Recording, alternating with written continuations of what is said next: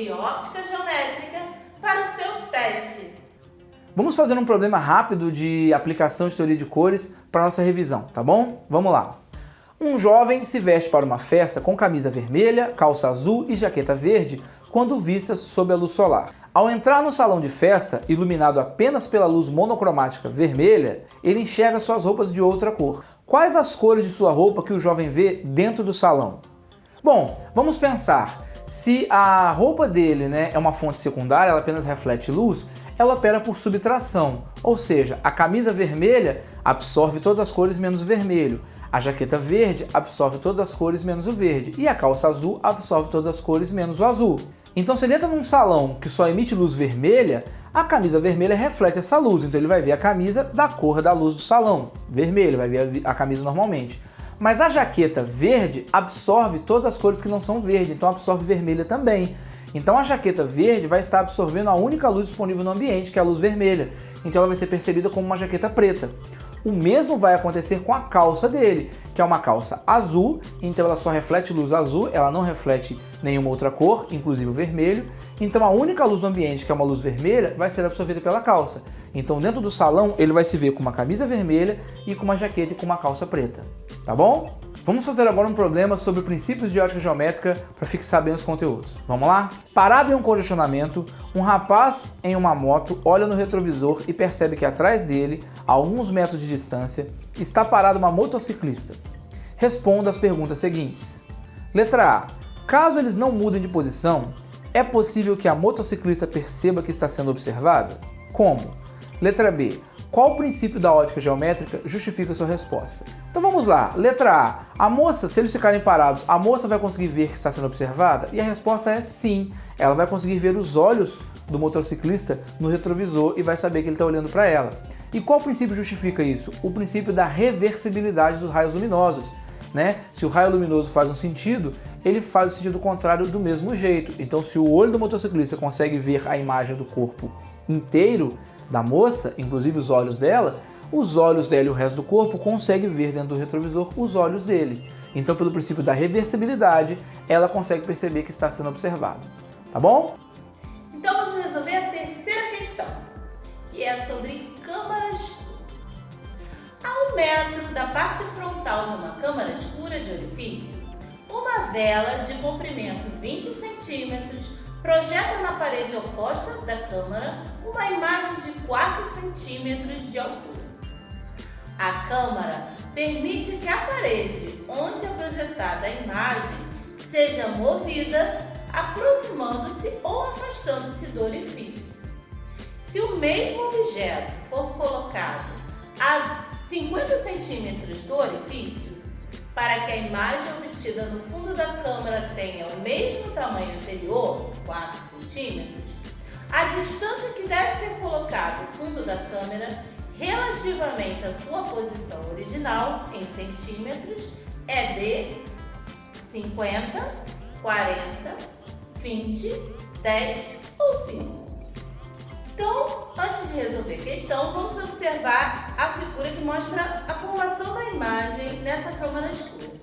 Então, eu tenho ali os raios que partem da extremidade do objeto, que é a vela, e passam pelo orifício, atingindo o anteparo e formando assim a imagem.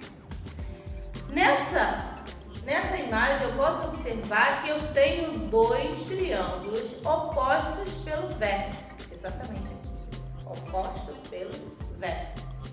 Posso ver também que os ângulos são semelhantes, Eu tenho um ângulo reto, tanto no triângulo formado pelo objeto, quanto no triângulo formado pela imagem.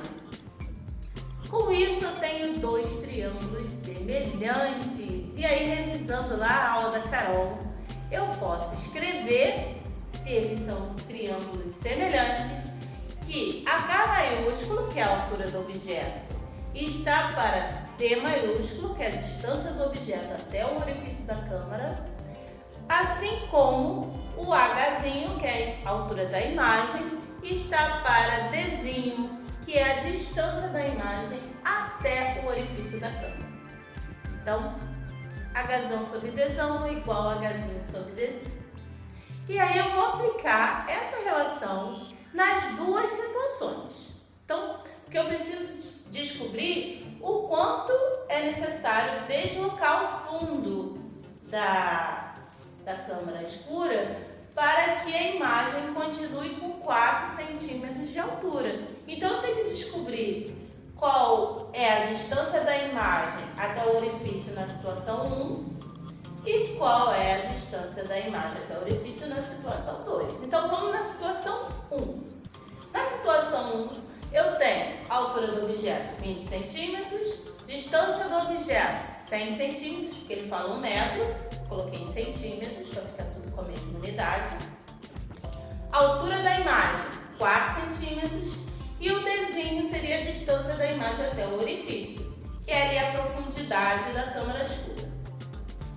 Vou substituir essas informações na minha relação, semelhança de triângulo, então vai ficar 20 sobre 100 igual a 4 sobre desenho, o desenho é minha incógnita. Multiplicando cruzado, eu tenho que 20 desenho é igual a 400. Se eu quero isolar o desenho, eu passo 20 para o outro lado dividindo, vai ser 400 dividido por 20, portanto, a distância da imagem até o orifício são 20 centímetros. Então, na primeira situação, essa minha câmara escura, ela está com uma profundidade de 20 centímetros. E vamos para a segunda situação. O que ocorreu na segunda situação? Ele diminuiu a distância do objeto até a câmara escura. Ele passou para uma distância de 50 centímetros. Os outros dados vão permanecer. Então, a altura do objeto continua 20 centímetros, a distância do objeto passa a ser 50, mas a altura da imagem tem que ser a mesma, 4 centímetros. E aí eu vou ter uma nova distância da imagem, que eu estou chamando de D'. E aí eu vou voltar naquela minha primeira relação e substituir os valores da segunda situação. Então vai ficar 20 sobre 50 igual a 4 sobre D'. Multiplicando cruzado, tem que 20 D' é igual a 200, né? 4 vezes 5 é 200.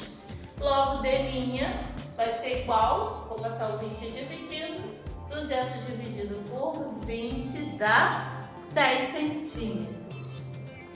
Então, se na situação 1 eram 20 centímetros e na situação 2 precisa de 10 centímetros, quanto que eu preciso deslocar essa parede ali da câmara escura?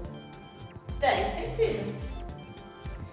Então, para manter o mesmo tamanho da imagem, na segunda situação, o fundo da câmera deve ser deslocado 10 centímetros, né? A diferença ali da situação 1 para a situação 2, eu vou descobrir o deslocamento desse fundo. Então, esse fundo vai se aproximar do orifício em 10 centímetros. Questão 4, que é sobre o deslocamento de espelho plano. Então, vamos a essa questão. Uma criança com altura de 1 metro está em pé diante da superfície refletora de um espelho plano, como mostra a figura.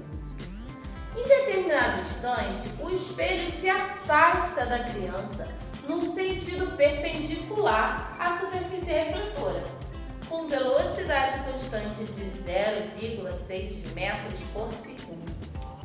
Responda as questões. Letra A. Qual a velocidade relativa de afastamento entre a imagem da criança e o espelho? Letra B. Qual a velocidade relativa de afastamento entre a criança e a sua imagem? Muita atenção aí, porque muda o referencial da letra A para a letra B. Então, eu fiz aqui um esquema. Eu tenho um espelho na situação 1, que eu estou chamando de E1, na figura, né? E o espelho na situação 2, que eu estou chamando de E2. Então, a figura mostra o espelho plano sofrendo essa translação. Mostra também as imagens. I1, que é a imagem formada na situação 1, e I2, de um objeto que está fixo, né? E as respectivas distâncias. Na situação 1, a distância do objeto até o espelho eu estou chamando de Dzinho, D minúsculo, e na situação 2, a distância do objeto até o espelho, eu estou chamando de D maiúsculo, Dzão, tá? Se o espelho sofre um deslocamento X, a imagem sofre um deslocamento Y. Eles são diferentes. Mas será que eu encontro alguma relação entre esses dois deslocamentos? A gente já viu isso, hein? De acordo com a figura, eu posso afirmar que Dzão mais Dzão é igual a 2Dzinho mais Y. Então, marquei aí com colchetes para você observar o que eu estou falando. Só que esse Dzão, eu também posso observar na figura que ele é igual a Dzinho mais X. Então, no lugar de Dzão, desse D maiúsculo, eu posso substituir por D mais X. Então, eu tenho que 2 vezes D mais X, está entre parênteses, esse D mais X, que é o Dzão, é igual a 2Dzinho mais Y. Aí, aplicando uma distributiva aí nesse primeiro termo, eu tenho que 2Dzinho mais 2X é igual a 2D mais Y. Eu tenho 2D dos dois lados, então eu posso cortar esse 2D. E aí sobra 2x igual a y. Ou seja, essa distância y é o dobro da distância x.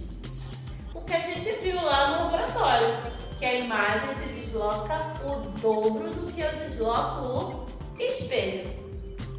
Então é essa a conclusão que eu chego. Quando o espelho se desloca, a imagem sofre o dobro do deslocamento no mesmo sentido e no mesmo intervalo de tempo.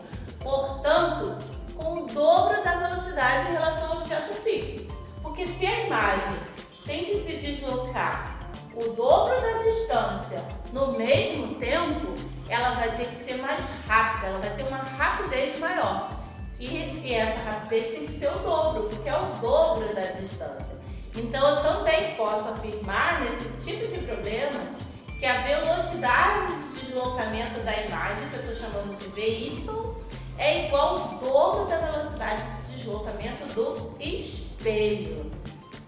Com isso, eu posso já resolver a minha questão. Então, eu mantive ali a conclusão, se você queira ler, né? E eu vou pegar agora a letra A e a letra B. Vamos à letra A. Qual a velocidade relativa de afastamento entre a imagem da criança e o espelho?